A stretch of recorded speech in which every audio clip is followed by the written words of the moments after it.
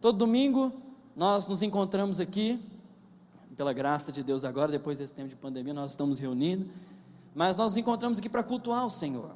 Todo domingo vem um pastor aqui e libera uma palavra sobre a sua vida antes de você ofertar, verdade ou não é? E todo domingo vem um pastor aqui, ele compartilha um pequeno texto da palavra de Deus. Por quê? Para que você, debaixo de uma palavra, possa semear. Para que você, debaixo de uma palavra que vem de Deus, a própria palavra de Deus, você possa lançar as suas redes. E nesses dias, nós temos recebido uma palavra de Deus como igreja. Os nossos pastores, o pastor Luiz, o pastor Naor, têm nos instruído, e têm dito essa verdade, a respeito de Isaac, que era filho de Abraão, era filho da promessa, assim como eu e você somos, que Isaac semeou num tempo de crise. Num tempo de crise, Isaac semeou, e ele colheu 100 vezes mais. Eu quero dizer para você, meu irmão, nessa noite, que nesse tempo que nós vivemos, no mundo onde há crise, é o tempo de você lançar suas redes. Esse é o tempo de você semear, porque certamente você vai prosperar.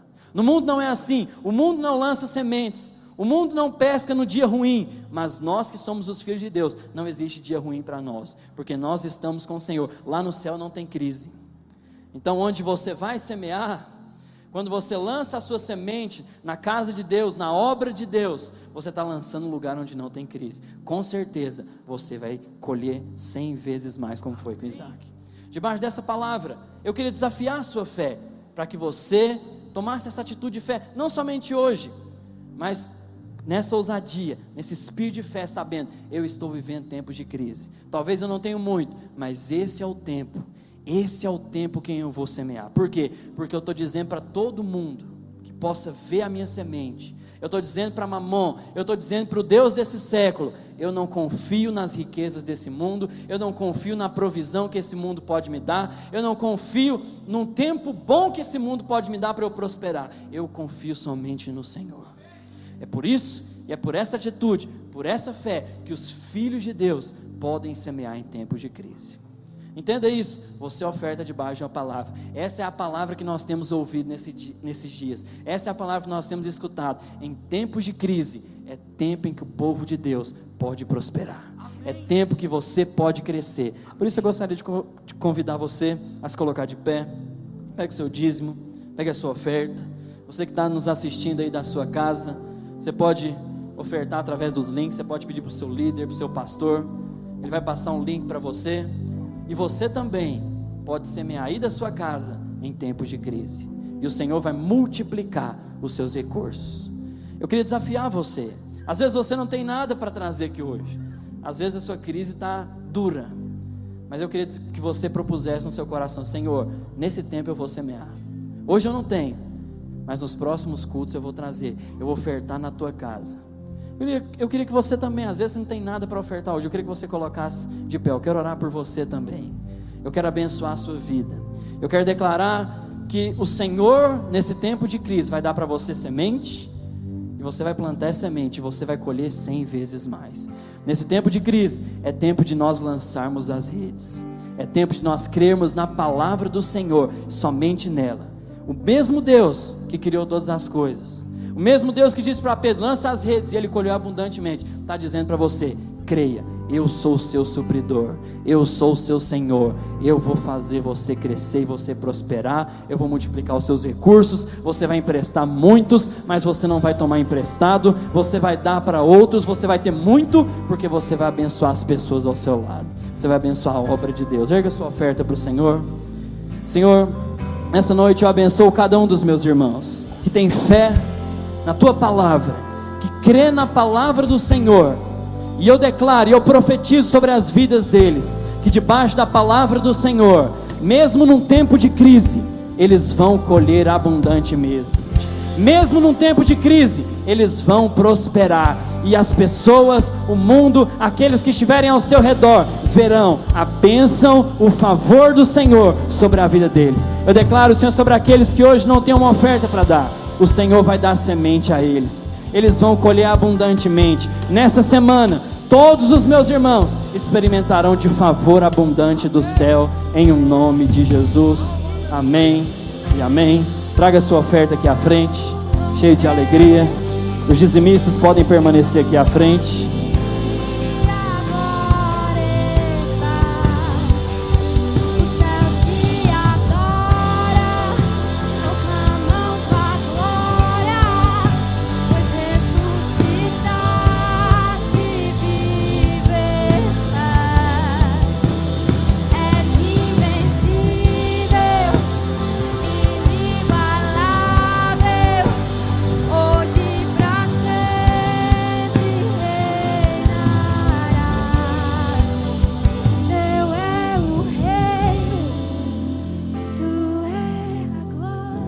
Coloque a mão no seu coração, você que está aqui à frente. Pai, em nome de Jesus, nessa noite eu abençoo cada um dos meus irmãos que tem demonstrado fidelidade ao Senhor, tem crido na Tua palavra e tem trazido os seus dízimos à casa do Senhor. Eu declaro que nesses dias eles prosperarão abundantemente. Num tempo onde no mundo está em crise, eles vão prosperar, eles vão semear, eles vão colher abundantemente, e o Senhor fará com que todas as coisas cooperem para o bem deles. Eu abençoo cada um desses irmãos que tem sustentado a tua casa, tem sustentado a tua obra nesses dias. Favor de Deus é liberado sobre eles, favor do céu estará sobre a sua vida todos os dias, em o nome de Jesus. Amém e amém. Nós vamos passar agora o Videira News. Pode apagar as luzes.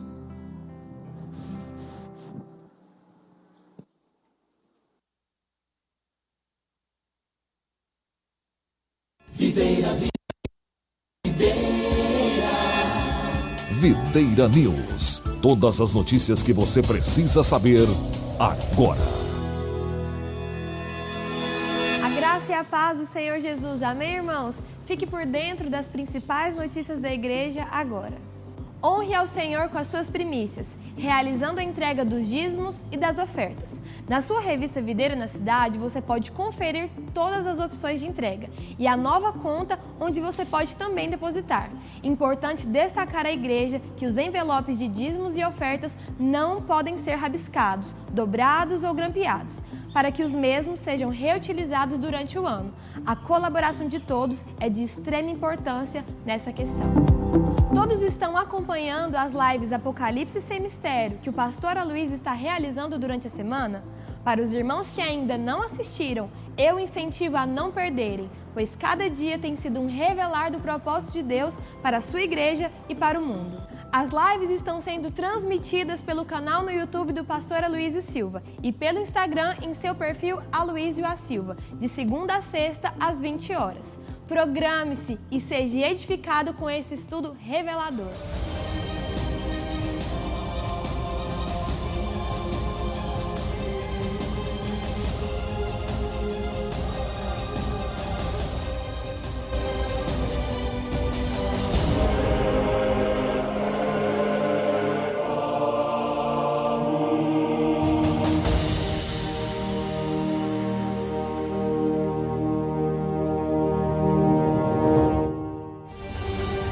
Adquira o livro Apocalipse Sem Mistério por um preço promocional de R$ 59,90 por R$ 39,90. Disponível nas lojas da Livraria Videira pelo WhatsApp 996094294 ou ainda pelo site livrariasvideira.com.br. E atenção! Você pode adquirir as máscaras com a estampa dos 5 corações para adultos e crianças. O valor é de R$ 3,50 cada ou 3 por 10. A renda será revertida para a produção de material evangelístico para as crianças. Produtos à venda nos 10 prédios da Igreja Videira e na RL Store. E as doações das cestas básicas continuam. Mobilize sua célula, família e discipulado para que em unidade possam arrecadar alimentos. Para fazer a entrega da cesta, é só levá-la até a secretaria do seu prédio ou entregá-la pessoalmente no Instituto da Videira, localizado em frente à Videira Bueno, de segunda a sexta, das 8 às 18 horas. Bom, irmãos, o Videira News está ficando por aqui. Desejo a todos uma semana abençoada. Videira News. 2. Boa noite, irmãos. A graça e a paz do Senhor esteja no seu coração. Amém? Pode dizer amém com máscara? Aleluia. Mas não tire a máscara, por favor. E a não ser que você seja casado, procure respeitar aí o distanciamento, por favor, para a gente não ter problema, tá bom? Amados, essa é uma noite preciosa, profética, poderosa, e também um dia que se comemora aí o Dia das Mães, não é? Não é o nosso assunto aqui hoje, mas sempre é importante lembrar, até porque você que está aqui conosco, ou você também que está nos ouvindo no nosso canal, se você puder mandar uma mensagem aí para alguém, o nosso culto está ao vivo no nosso canal Naor Pedrosa Play, tá bom? Às vezes algum irmão não pôde vir, ele pode acompanhar conosco a reunião também. E nós queremos abençoar cada mãe também, a sua mãe, né? A maioria dos irmãos são solteiros. Eu quero ler um texto aqui em Provérbios, capítulo 1, verso 7, coloca para mim, por favor.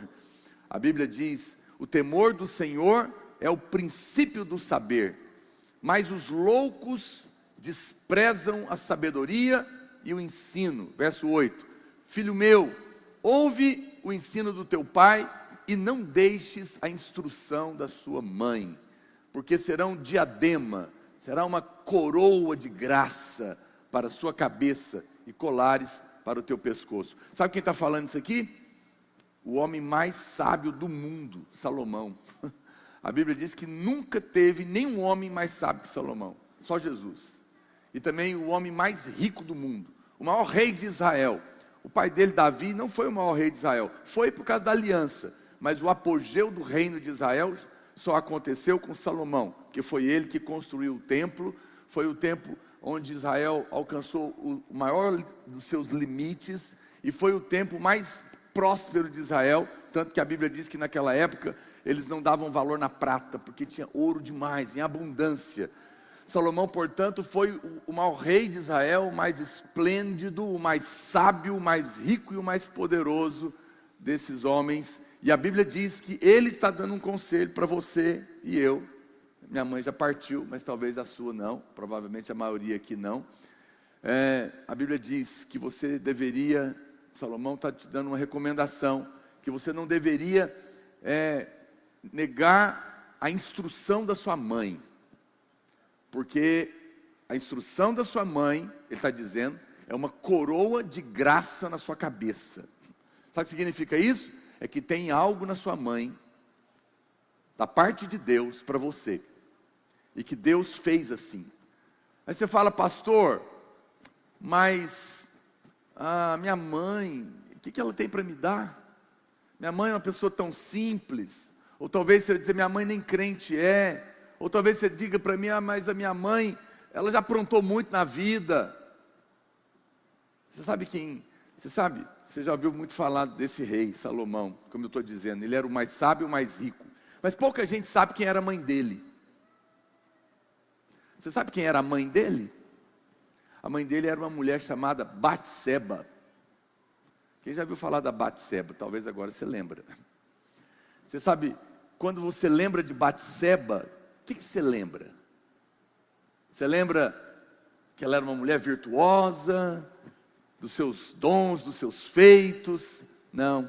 Infelizmente, quando se fala de Batseba, a gente lembra da história de como ela se casou com Davi. Não foi muito legal, foi muito ruim a situação. Na época, da traição do seu marido, a morte dele, e toda a situação que aconteceu. Talvez nós não escolheríamos uma mulher como essa, para ser a mãe do homem mais sábio, e o rei mais importante de Israel.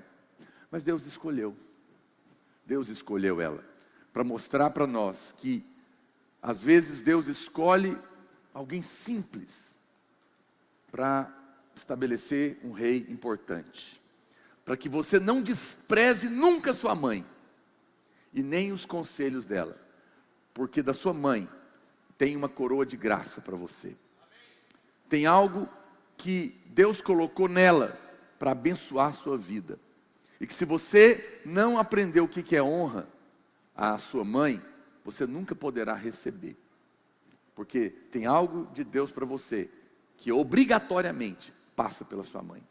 Pastor, mas como que eu posso honrar minha mãe? Eu vou ler para você o que Salomão fez com a mãe dele. Olha o que está aqui escrito deixa eu pegar o versículo aqui, 1 Reis capítulo 2, verso 19, coloca para mim, 1 Reis 2, 19, 1 RS, eita Jesus, ajuda a turma aí, 19,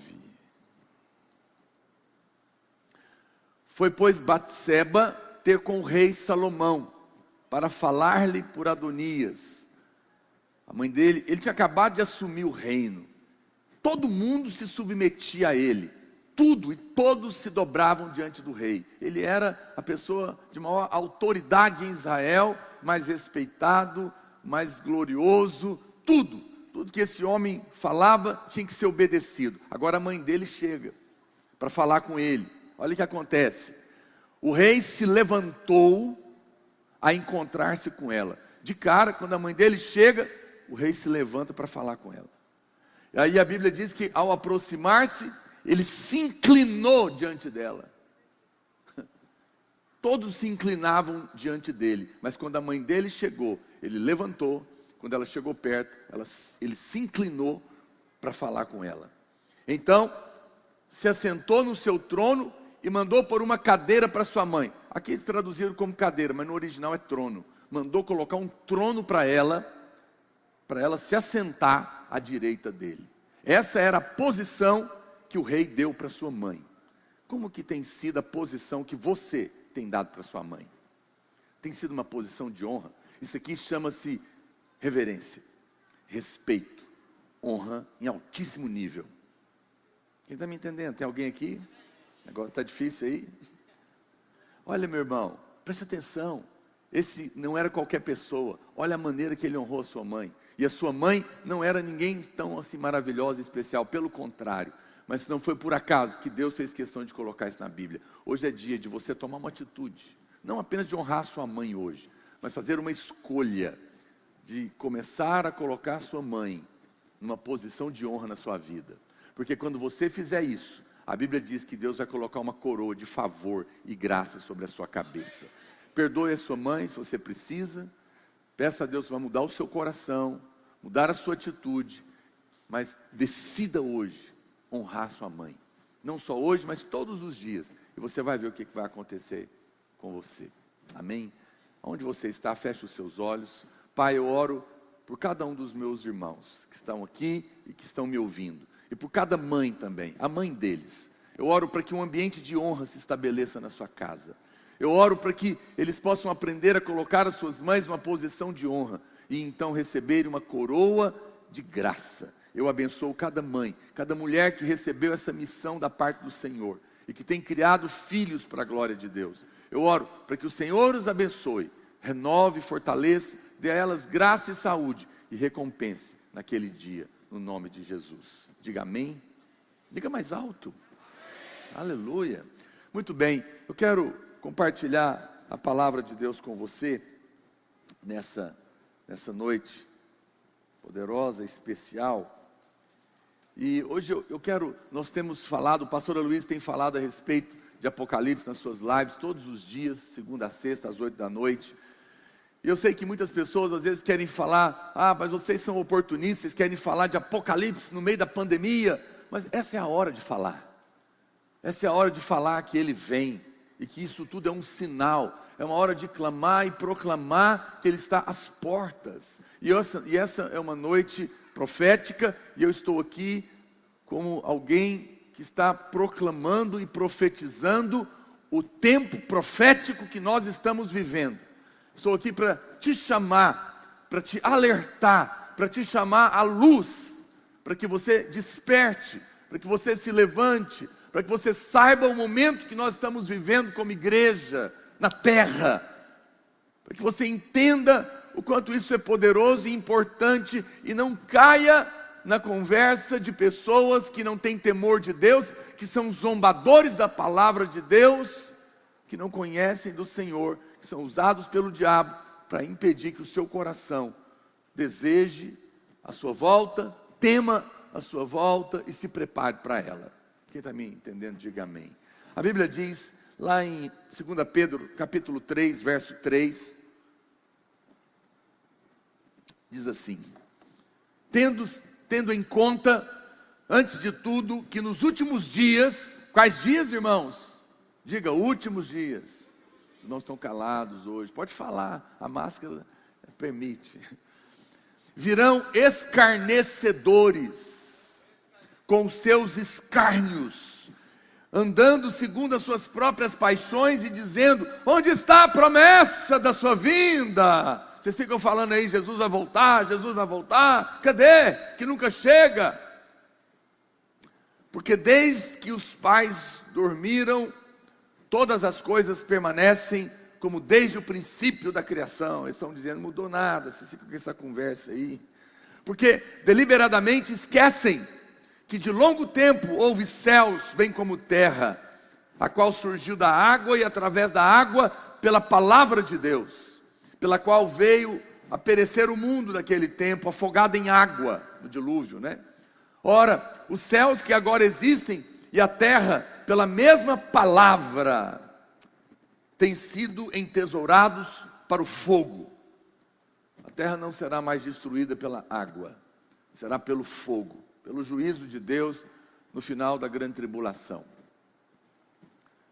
Então, se você quer conhecer alguma coisa da terra ainda, faça rápido, porque não vai sobrar nada. Se você tem vontade de ir lá na Times Square, que não vale nada, vá.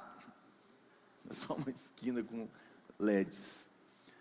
Você quer ir lá conhecer a Torre Eiffel em Paris? Vá logo, porque não vai sobrar nada. Você quer ir lá conhecer as ruínas do Coliseu? Vá para Roma, mas não demore, porque a Bíblia diz que tudo isso, como diz Pedro, está entesourado para o fogo. Naquele dia não vai sobrar nada sobre nada, não é? Pedra sobre pedra.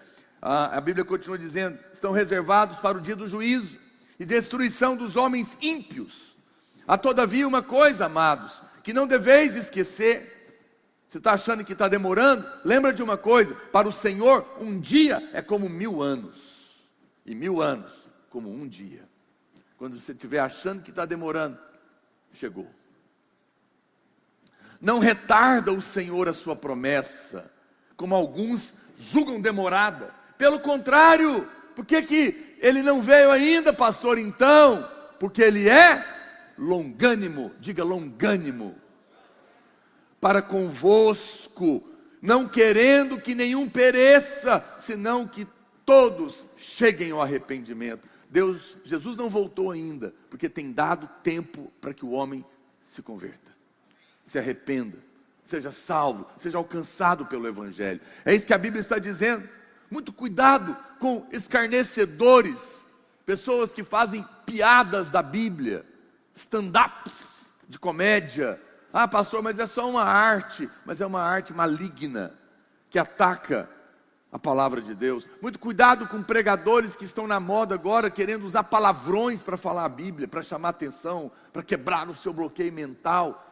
Você consegue imaginar Jesus falando palavrão para pregar a palavra de Deus? É inconcebível. É inconcebível que alguém se diga homem de Deus, se levante e use palavrões para querer falar a palavra de Deus e prender sua atenção. Não ouça essas pessoas, quem está me entendendo? Esses são dias sérios, nós precisamos estar atentos, posicionados. O apóstolo Pedro diz que nos últimos dias, essas pessoas se levantarão para perguntar onde está o dia do Senhor. Mas é por causa da sua longanimidade que esse dia ainda não veio.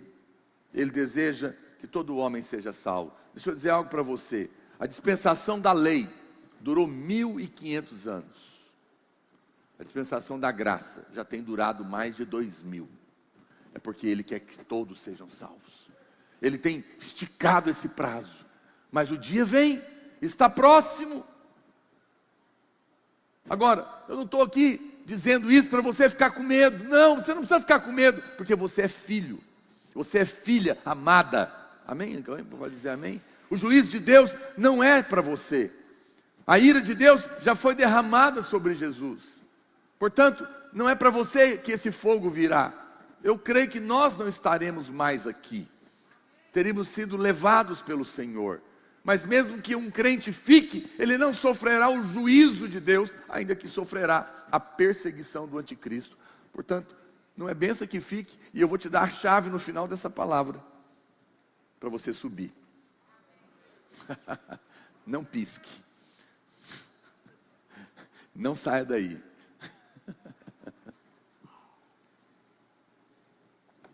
A Bíblia diz que lá em Lucas, no capítulo 17, verso 20, os fariseus estavam falando com Jesus, e eles perguntaram sobre isso.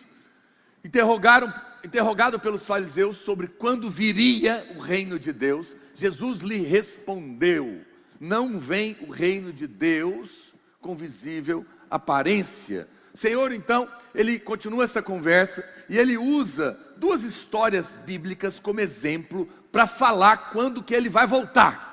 É Jesus que está contando aqui, irmão, não sou eu não, é a Bíblia. Ele vai falar agora, e vai dar um sinal poderoso da sua volta.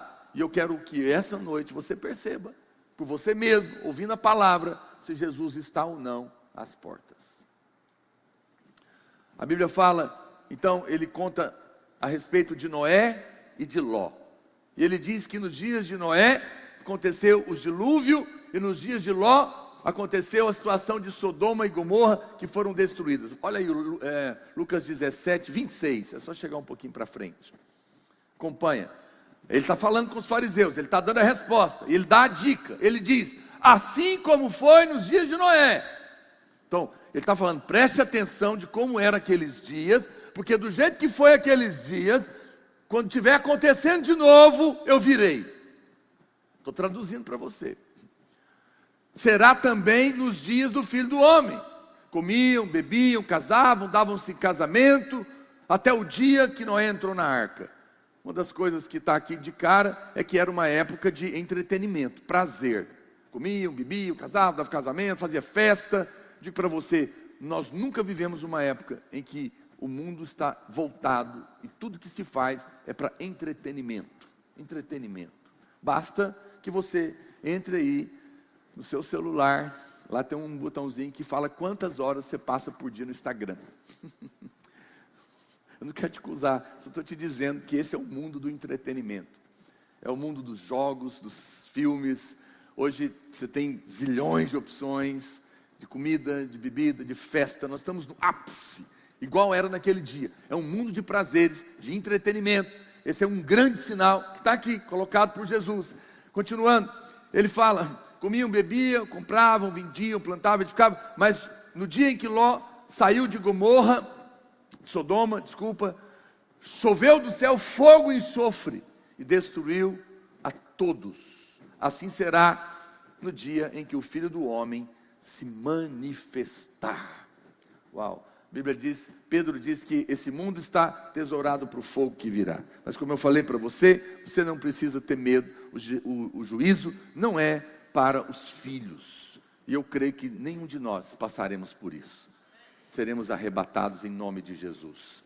Então, eu quero lembrar aqui em primeiro lugar, hoje eu não vou falar de Ló, eu vou falar só de Noé. Dos sinais que tinham naquele momento, para que você avalie o tempo que nós estamos vivendo hoje e perceba o quanto essa relação é incrível. A primeira coisa que a gente olha e precisa compreender é que nos tempos de Noé haviam duas linhagens de homens na terra. A Bíblia fala delas lá em Gênesis. Uma era os dois filhos de Adão. Adão teve dois filhos, não é? Caim e Abel. E Caim matou Abel, quem se lembra? Tem alguém aí? Aleluia. Muito bem, porque ele matou Abel, Deus deu a Adão outro filho, chamava Sete. Mas não tem nada a ver com o nosso número aí, 1, 2, 3, 4, 5. Mas é só você lembrar. Então, eram dois tipos de raça que estavam lá. A geração de Caim eram os homens maus, eram os assassinos, eram aquele que matou o seu irmão. Eles não andavam com Deus, eles não temiam a Deus, eles eram malignos. Eles eram homens terríveis.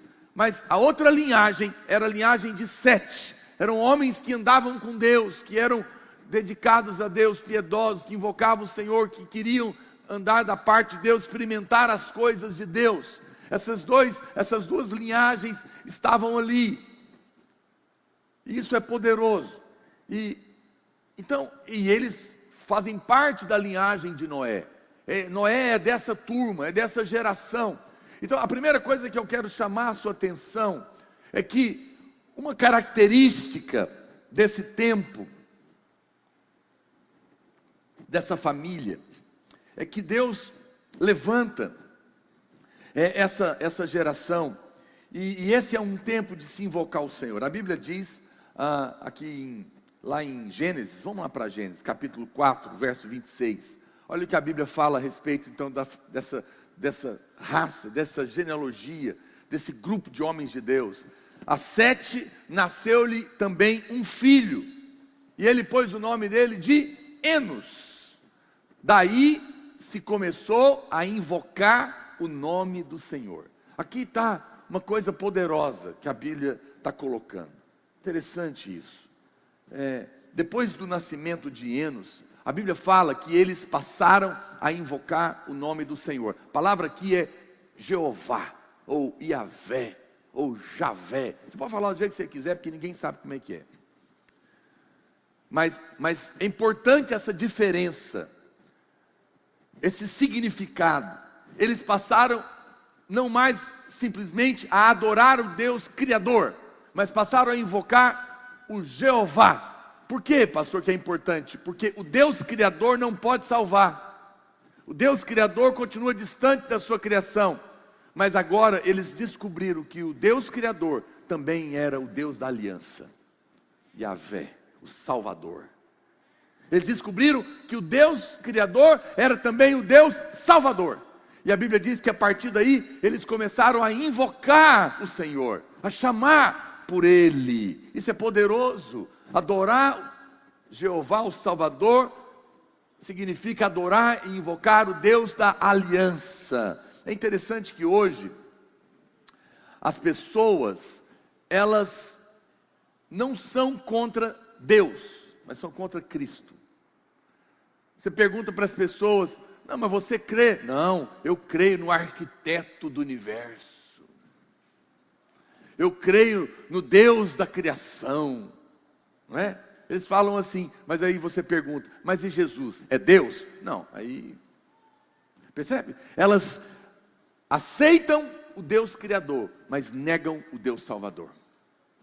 Naquela época também tinha uma turma que negava o Deus Salvador, mas tinha a turma daqueles que invocavam o Senhor. Eram dois tipos de homens que estavam caminhando na terra. E a Bíblia diz que a partir de Enos, eles têm essa compreensão e começam a invocar e chamar por Ele. Eu creio que esses eram também os últimos dias, e como hoje, nos últimos dias, nós precisamos fazer parte do povo que invoca o Senhor. Eu não sei quanto a você, nos dias que eu passo as minhas maiores lutas, o que eu mais faço é invocar o Senhor, é chamar pelo Senhor, é gritar por Ele. Às vezes eu não peço nada, eu não repreendo nada, eu apenas chamo por Ele. Eu apenas ergo a minha voz. Às vezes eu choro e chamo: Espírito Santo, vem sobre a minha vida. Eu invoco Ele, que está dentro de mim. E quando eu invoco o Espírito Santo ali por alguns minutos, de repente um rio de águas vivas começa a fluir do meu interior, e aquela angústia, e aquele peso, e aquele ataque espiritual é rompido. Por quê? Porque quando você invoca o Deus da aliança, Ele vem para te socorrer.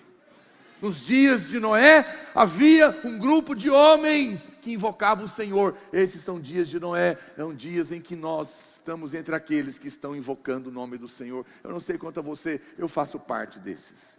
Mais alguém aqui? Amém? Você invoca o Senhor? Esse povo estava invocando o Senhor. Interessante. A Bíblia diz, vai para o capítulo 5 de Gênesis, verso 22, um pouquinho para frente.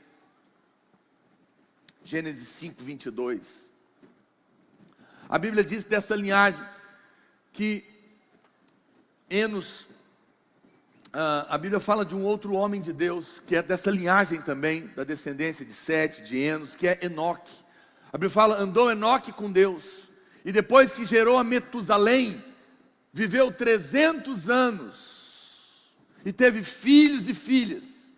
Todos os dias de Enoque foram 365 anos. Andou Enoque com Deus e já não era, porque Deus o tomou para si. Metusalém viveu 187 anos e gerou a Lameque. Depois que gerou a Lameque, viveu Metusalém 782 anos e teve filhos e filhas. Verso 27, só para eu chegar ali no Noé.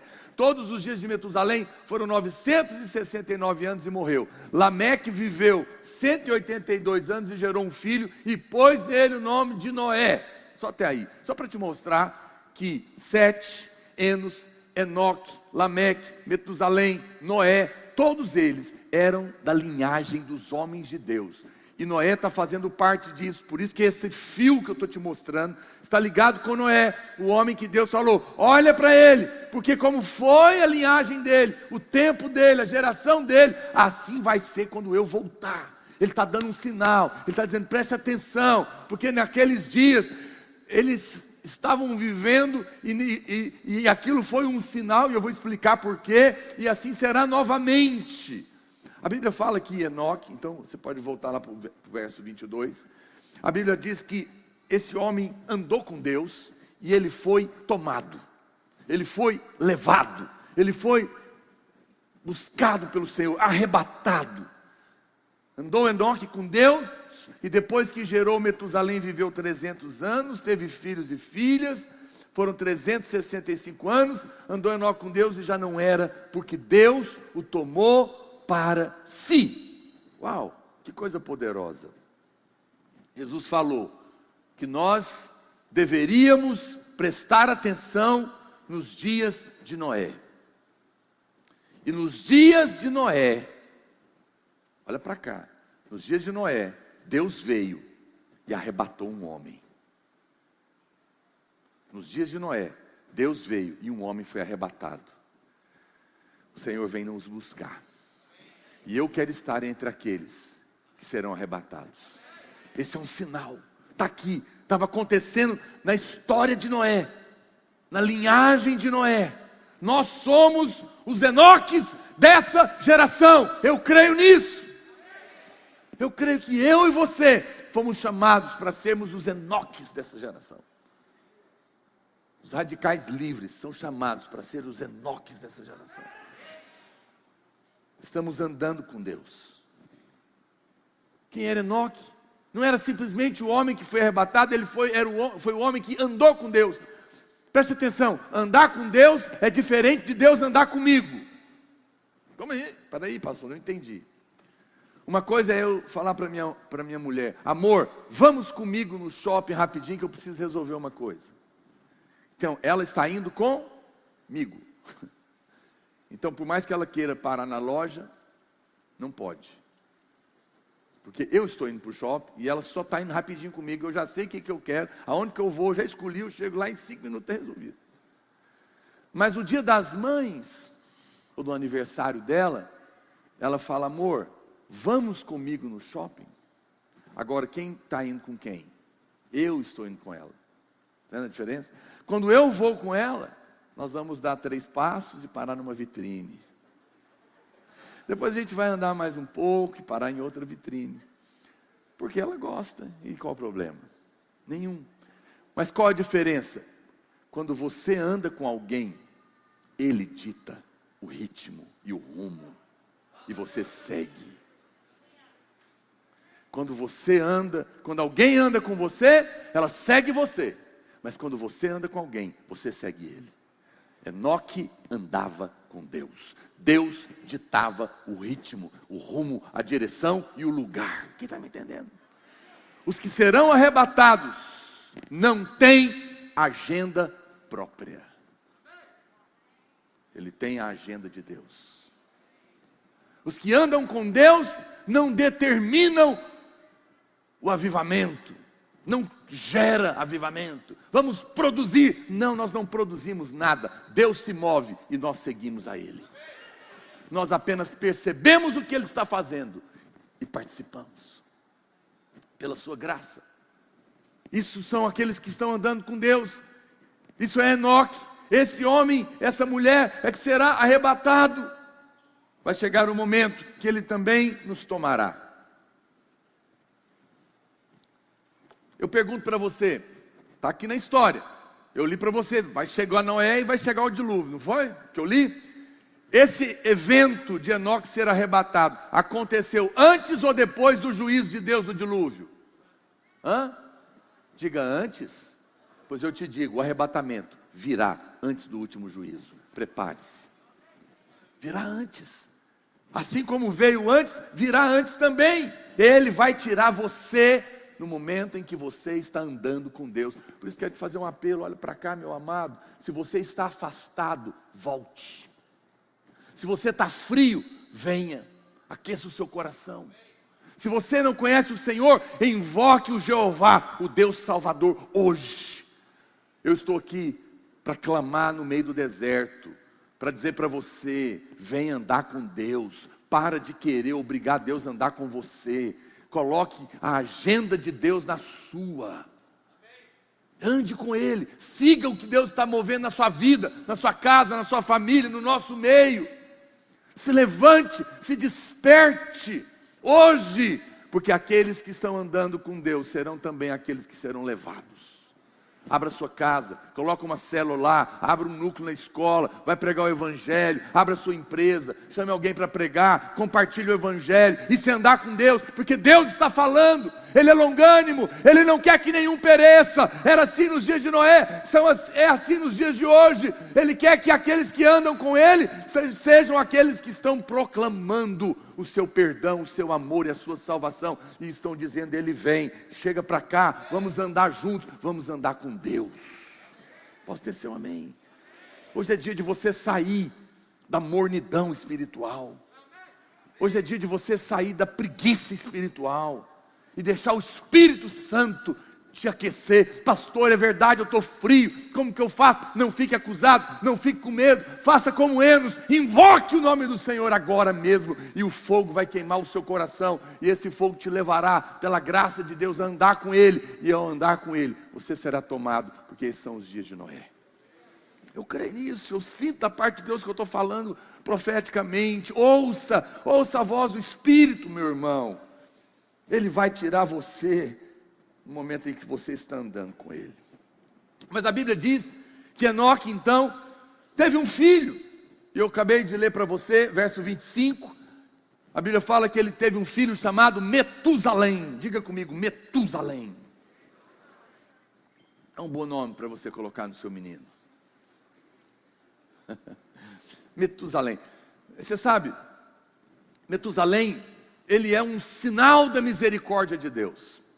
Gênesis capítulo 5, verso 25, então, diz que, preste atenção nessa aí, eu preciso ler novamente, eu quero que você preste atenção agora nas idades, para você ver como ele era um sinal de Deus.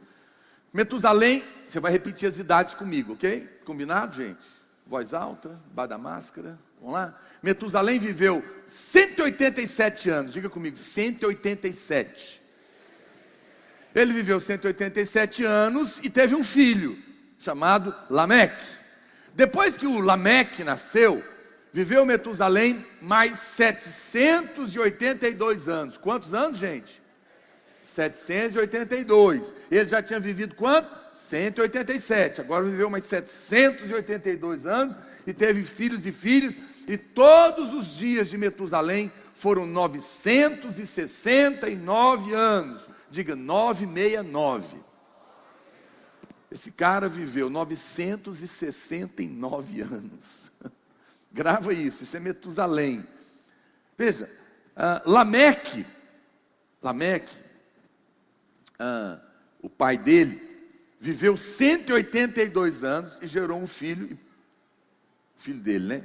E pôs o nome de Noé, dizendo, esse nos consolará dos nossos trabalhos e das fadigas das nossas mãos, nessa terra que o Senhor amaldiçoou.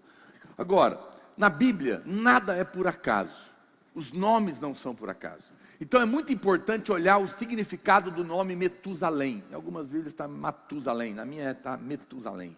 Metusalém significa, olha, o significado do nome dele é uma frase. Significa, quando ele morrer, então virá. Ou quando ele morrer, então virá, vem jantar.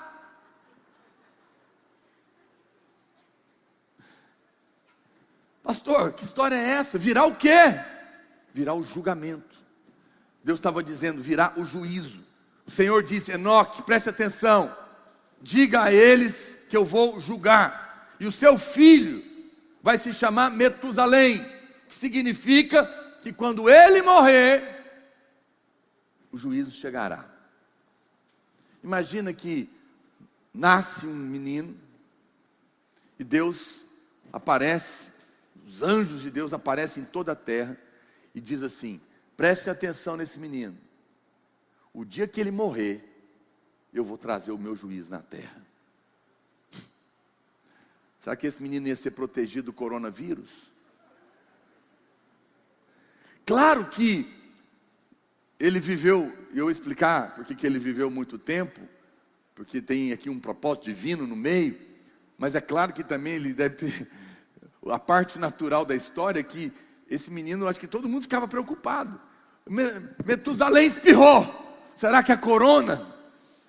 Não, calma, ele está bem, não deu positivo, era só uma gripezinha. Metusalém subiu na árvore, caiu, ai meu Deus do céu. Não, está tudo bem, só quebrou uma trincadinha. As pessoas, eu acho que elas viviam angustiadas com qualquer coisa que acontecia com ele, porque ele era uma profecia, ele era um sinal espiritual. Deus falou, o dia que ele morrer, o juízo vai acontecer. Ele era um garoto sinal, e todo mundo ficou olhando para ele. Agora, por que eu fiz questão de... Olha para você ver como a matemática bíblica é perfeita. Olha os números que eu te lembrei. Metusalém, lembra comigo. Ele tinha 187 anos, quando nasceu o filho dele, chamado Lameque. Ok? Estão comigo? Quantas irmãs, as irmãs aqui boas de matemática? Aleluia. 187 anos, tá certo? Nasceu Lameque. A Bíblia fala que depois que o Lameque nasceu, ele viveu mais 782 anos. E depois disso, não é? Ele morreu. Então, 187 anos ele teve o filho, viveu mais 782, total de anos vividos, 969. Está claro até aqui? Preste atenção para você ver como a Bíblia é tremenda. Lameque tinha 182 anos quando Noé nasceu. Quando Noé nasceu, ele tinha 182. Então, e Lameque era o filho do Metusalém. Lameque, nasceu Noé, fazendo que o Metusalém, que era o vô dele, que tinha 187 anos, agora mais os anos do filho Lameque, 182, dá 369 anos quando o neto nasceu. 187 quando o filho nasceu, 369 quando o neto nasceu. Está dando para acompanhar aí, gente? Estou vendo umas fumacinhas aqui saindo da cabeça. Presta atenção, mas não é complicado. Gênesis capítulo 7, verso 6, a Bíblia diz que tinha Noé 600 anos quando as águas do dilúvio inundaram a terra. Então, quando veio o dilúvio, Noé tinha quantos anos? Diga 600, ok?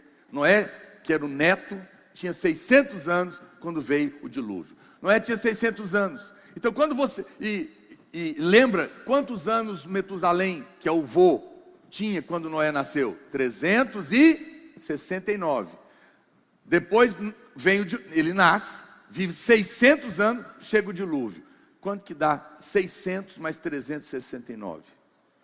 969 os anos que ele morreu.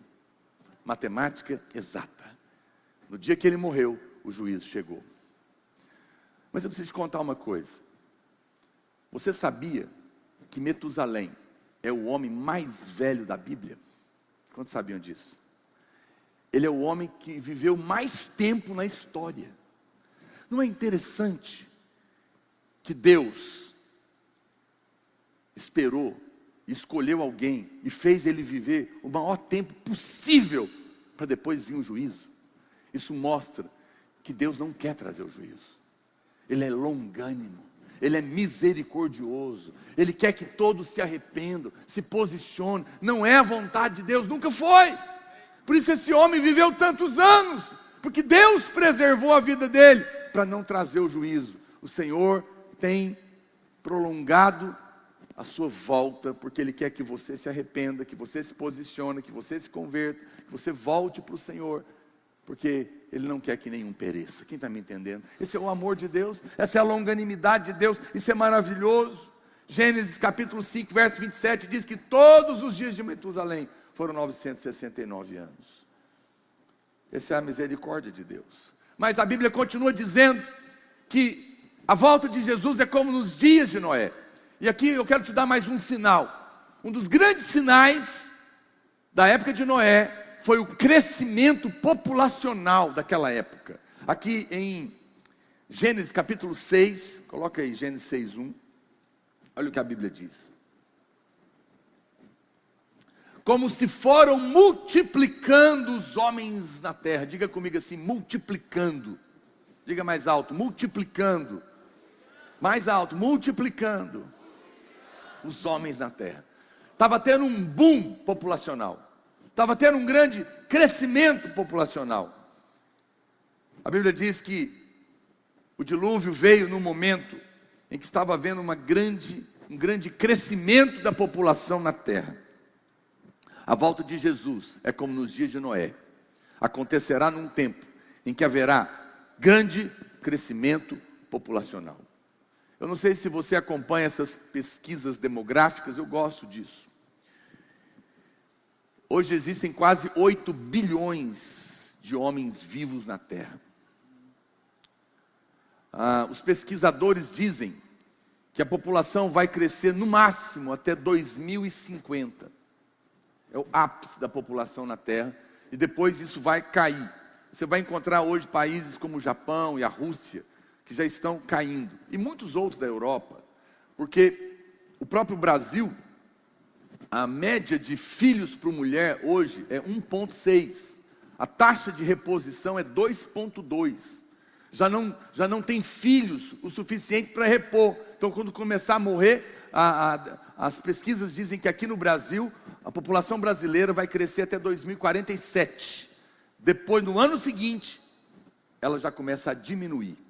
No mundo todo já é assim, a maioria das mulheres já tem um filho, ou muitas nem querem mais ter filhos. Existe hoje uma taxa de esterilidade enorme, sem contar os milhões de abortos, porque tudo isso é um ataque maligno do diabo. Mas é um fato, Nós estamos há poucos anos do ápice da população da Terra. Vou te dizer mais, como eu disse, nós temos aproximadamente 8 bilhões. Você sabia que se você somar todos os homens que já nasceram e morreram e passaram na terra, é um número bem menor do que estão vivos hoje? Eu estou te contando, você pode pesquisar onde você quiser. Sabe o que eu estou te falando? É que nunca houve na história da terra uma população como a nossa, da nossa época. É a maior geração de homens vivos na face da terra. E não haverá outra. E a Bíblia diz que Jesus veio quando também estava tendo uma explosão populacional. Se essas demografias, essas pesquisas demográficas estiverem corretas, eu não estou aqui marcando data para Jesus voltar, ok?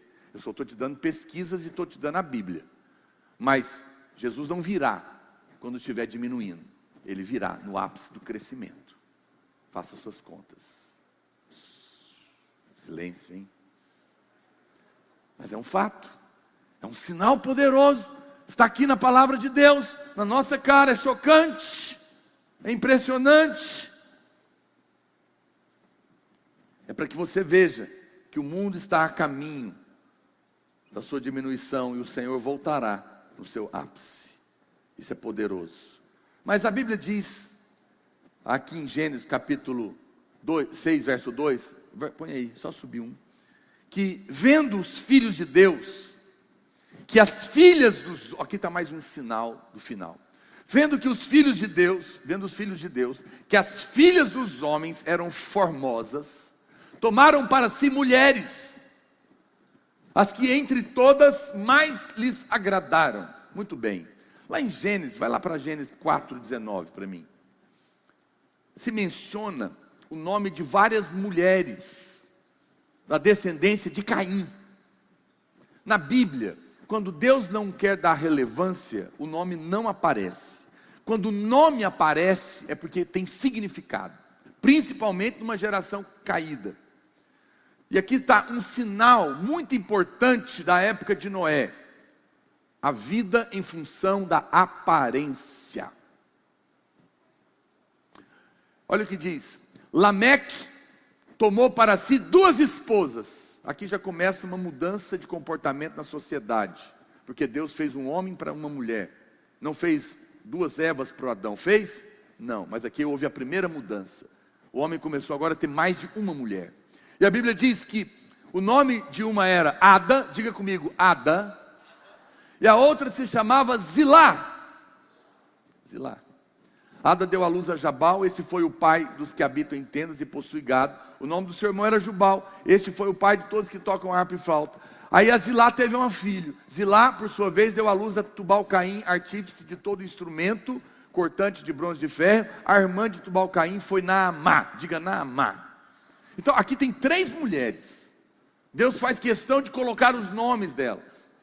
E tudo isso é para nos ensinar algo. Olha o nome dessas mulheres. Diga comigo, Ada.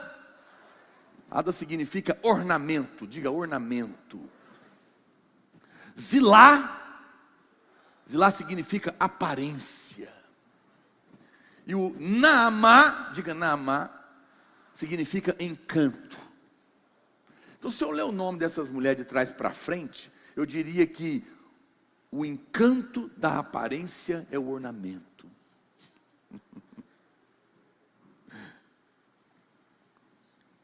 Não é impressionante? Essas mulheres eram mulheres belas e frívolas. Veja que as mulheres de hoje, em linhas gerais, que não têm temor de Deus, elas gastam tudo que tem com a beleza, com roupas e com acessórios, com plásticos e tudo mais. É isso só que elas são lá fora.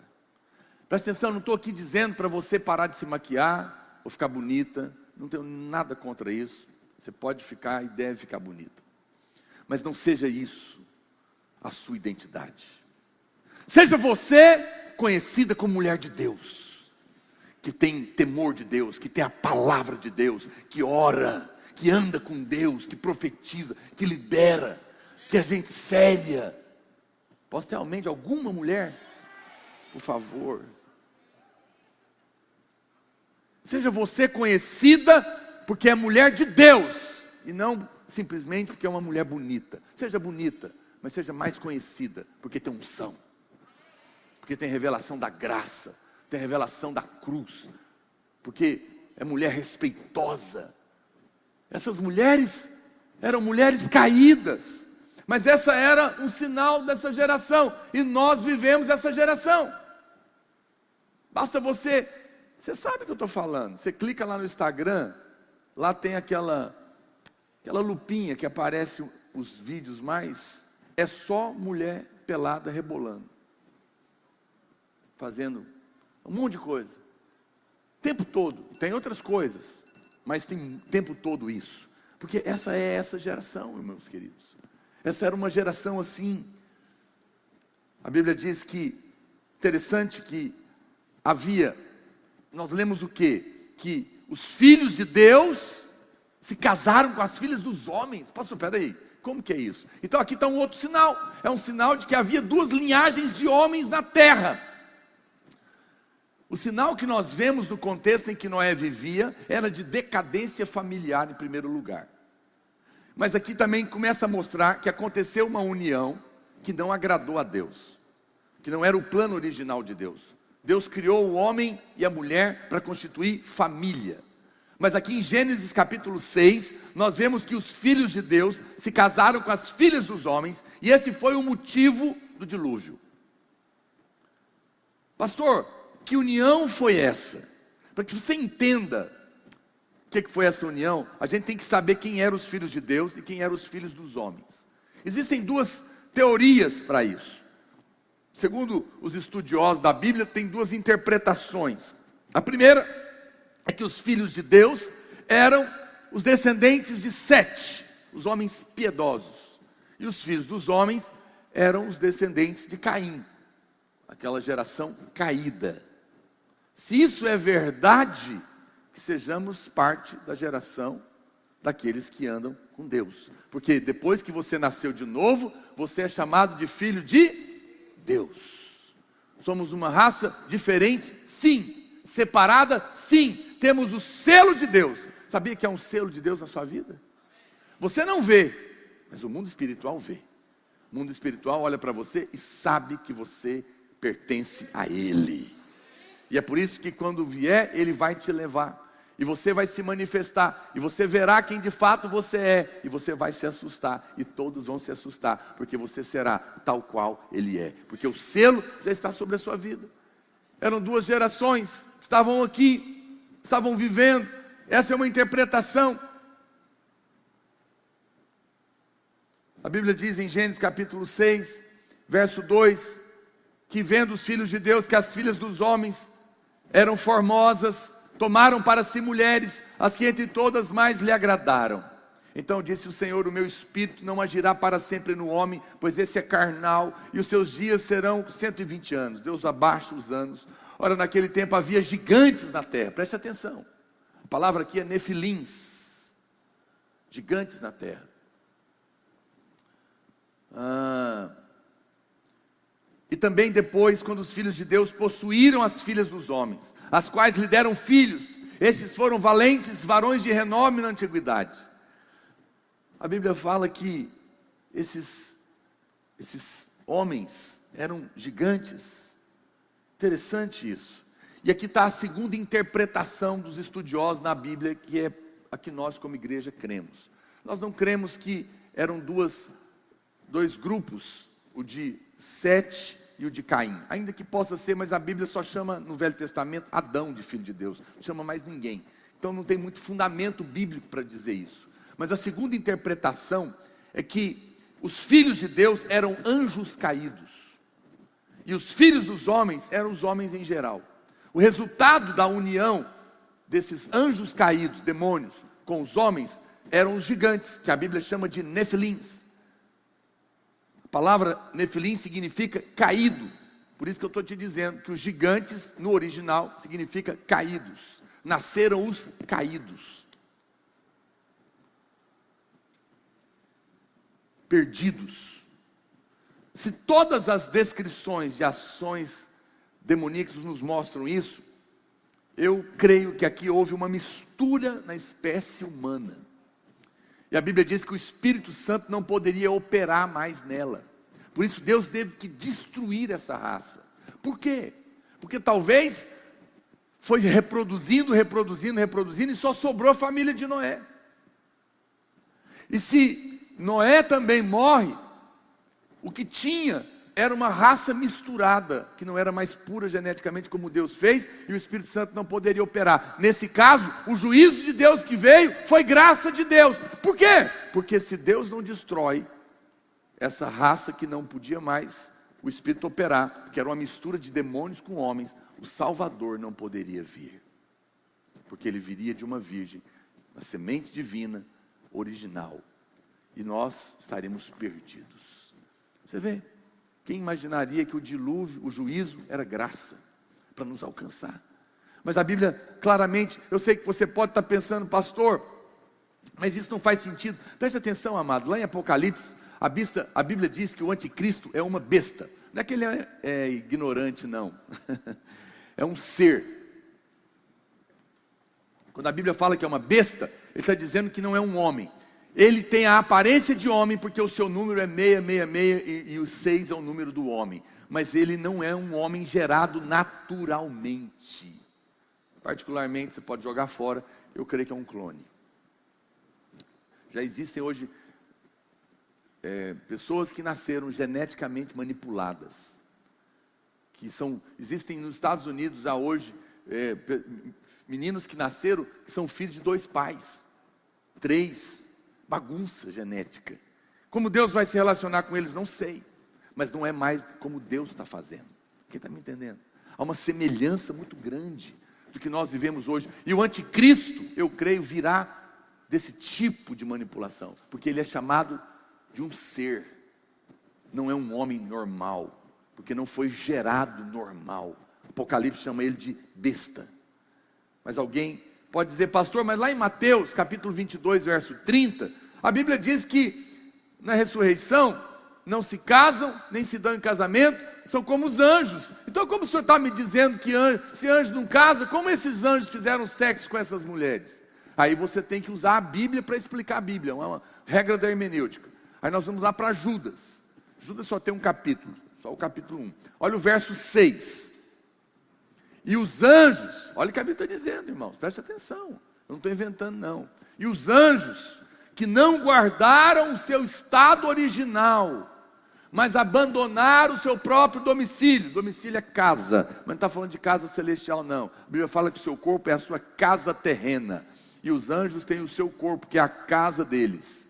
A Bíblia fala que eles abandonaram o seu próprio corpo, e ele tem guardado sobre trevas em algemas eternas para o juízo do grande dia, que eles serão soltos lá no final. Como Sodoma, aí vai explicar, olha o que esses anjos caídos fizeram. Como assim, Senhor? Como em Sodoma e Gomorra, e as cidades circunvizinhas, que havendo se entregado à prostituição, como aqueles, os anjos caídos, seguindo após outra carne, são postas para exemplo do fogo eterno, sofrendo punição. Uau! A Bíblia claramente está dizendo, de fato, como os anjos não casam nem se dão em casamento, mas não dizem que eles não podem. Esses anjos desobedeceram, foram além, estão presos, vão ser soltos no final do milênio, para a última batalha.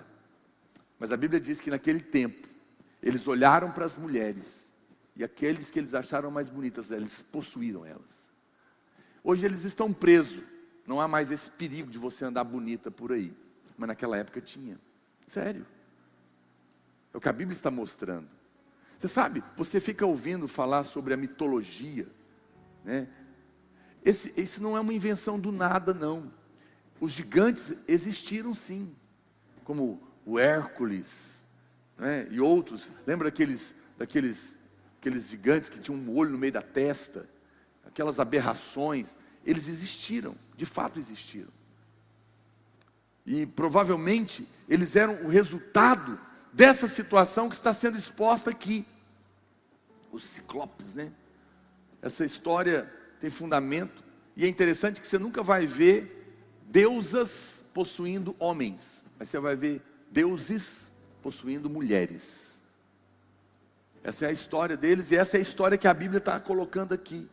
Então veja, Deus, eu sei que você vai falar, pastor, mas quando Israel vai entrar em Canaã, tinha gigante lá também.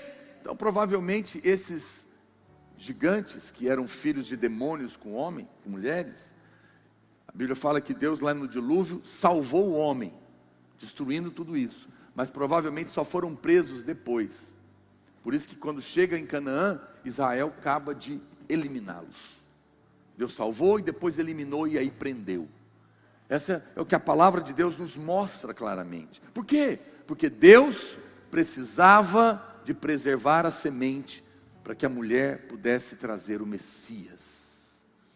Sei que você pode olhar tudo isso e você percebe quanto o mundo espiritual é algo real. E esse é um sinal poderoso. Nós estamos vivendo uma época em que o homem está começando a mexer e manipular a vida.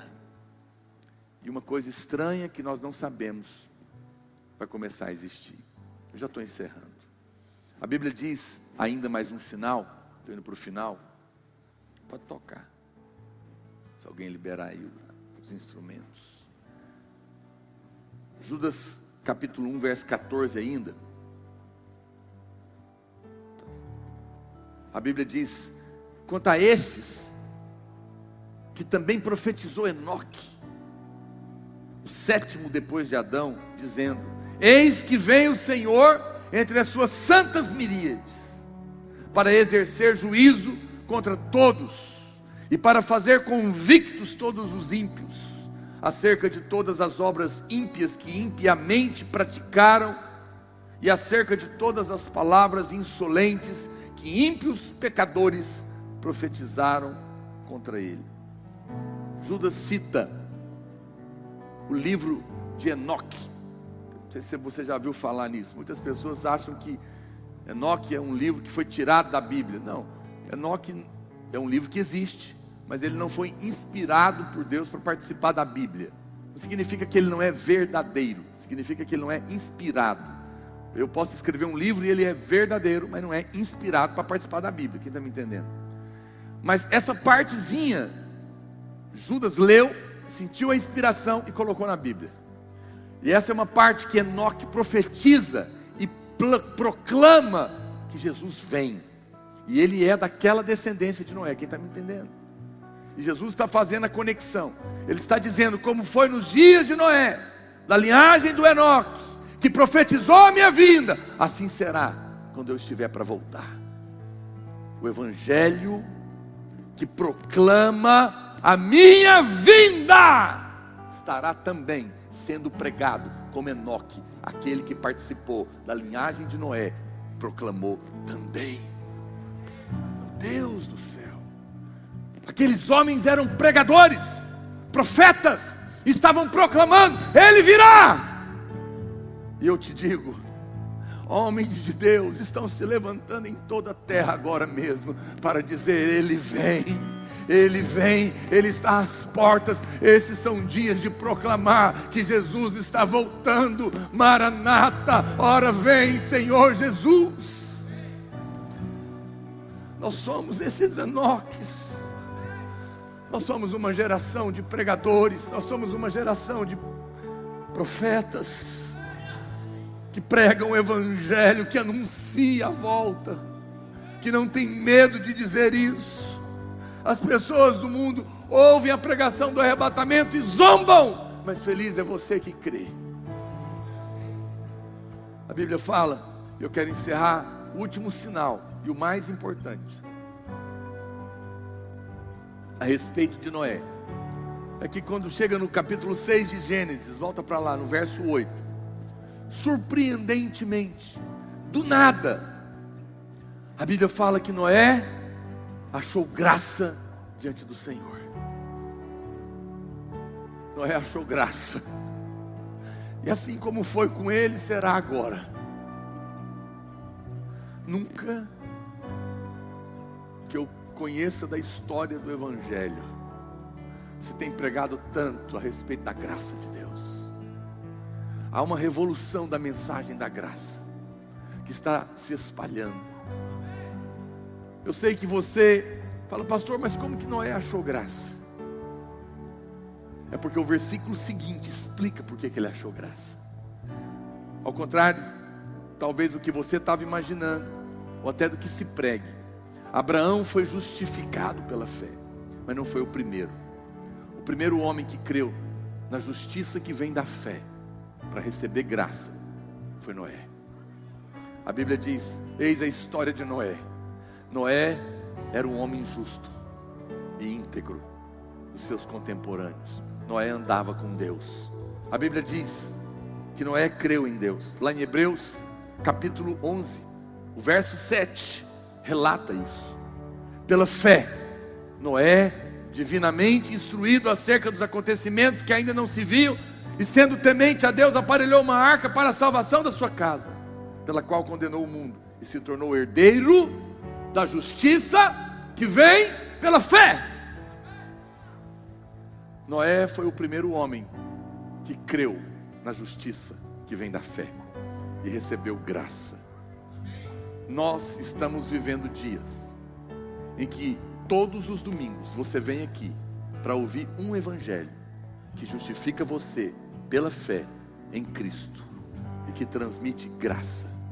Essa geração, Noé creu em Deus e recebeu graça.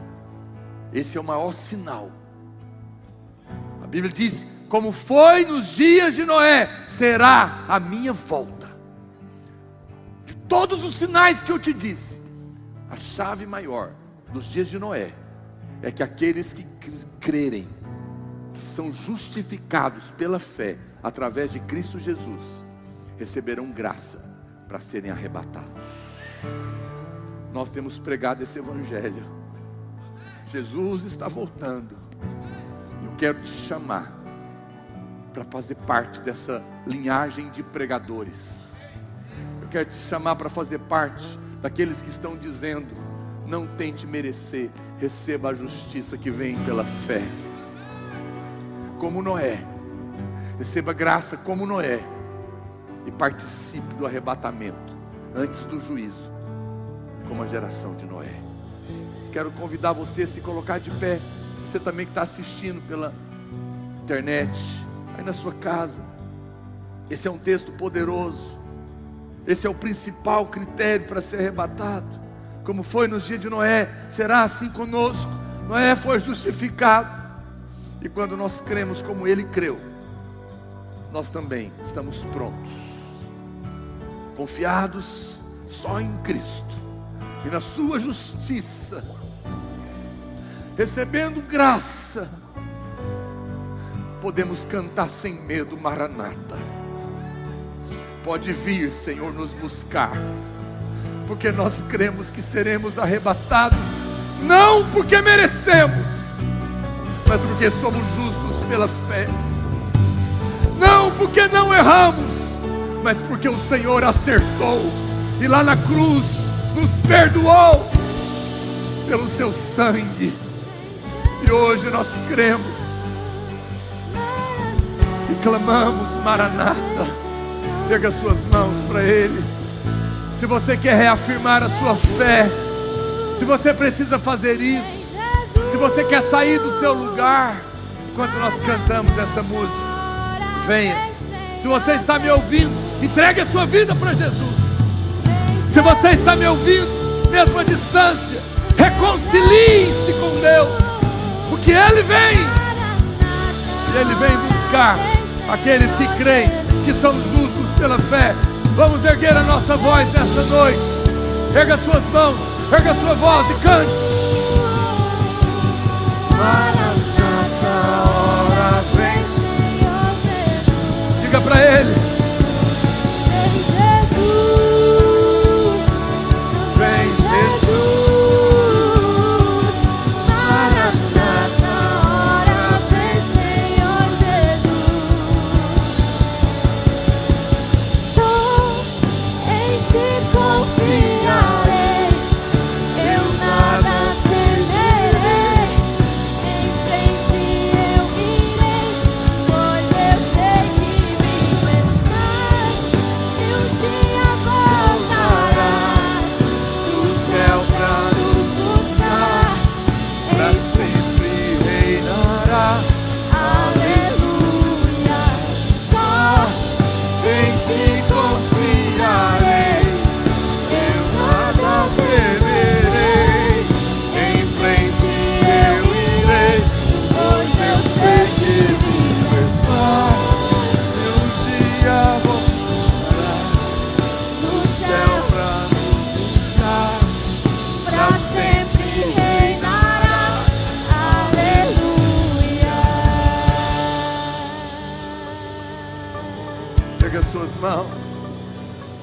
Ele vem. Vem Jesus. Vem. Invoque. Vem Jesus. Seja como Enos, que invocava o Senhor. Chame por Ele nessa noite. Invoque a Ele. Vem Jesus. Vem Jesus. Seja entre aqueles que invocam o Senhor. Hora vem, Senhor Jesus. Diga. Vem Jesus. Pega a sua voz. Pega as suas mãos.